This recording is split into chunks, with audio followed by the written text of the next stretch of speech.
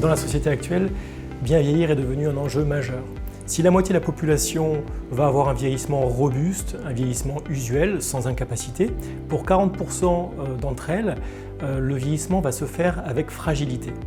Cette fragilité est encore insuffisamment prise en compte par les pouvoirs publics, les professionnels et tous les acteurs intervenant auprès des personnes âgées à domicile. Pourtant, la fragilité se repère très facilement sur quelques indicateurs qui peuvent être la sédentarité, la diminution de la vitesse de marche ou encore la perte de poids et la sensation subjective de fatigue. Le risque dû à cette fragilité est la perte d'autonomie qui mène à la dépendance. Pour 10% de la population, la fin de vie va se faire en institution ou en hospitalisation.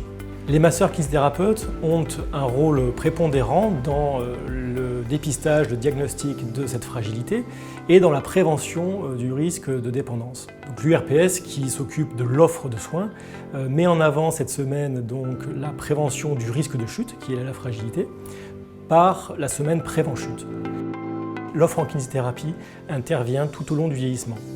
En amont de la fragilité, les actions de prévention sont menées avec l'évaluation des capacités physiques et fonctionnelles des citoyens et aussi de la promotion du bilan diagnostic en activité physique adaptée pour mettre en place la juste activité physique adaptée qui permettra de bien vieillir.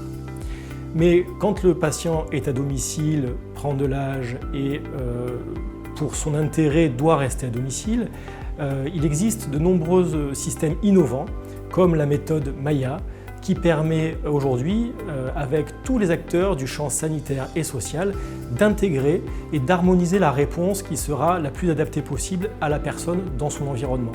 L'objet est vraiment de décloisonner et de construire ensemble la juste réponse pour le patient. Vous pouvez retrouver toutes nos actions qui sont développées pour bien vieillir sur le site de l'URPS Occitanie.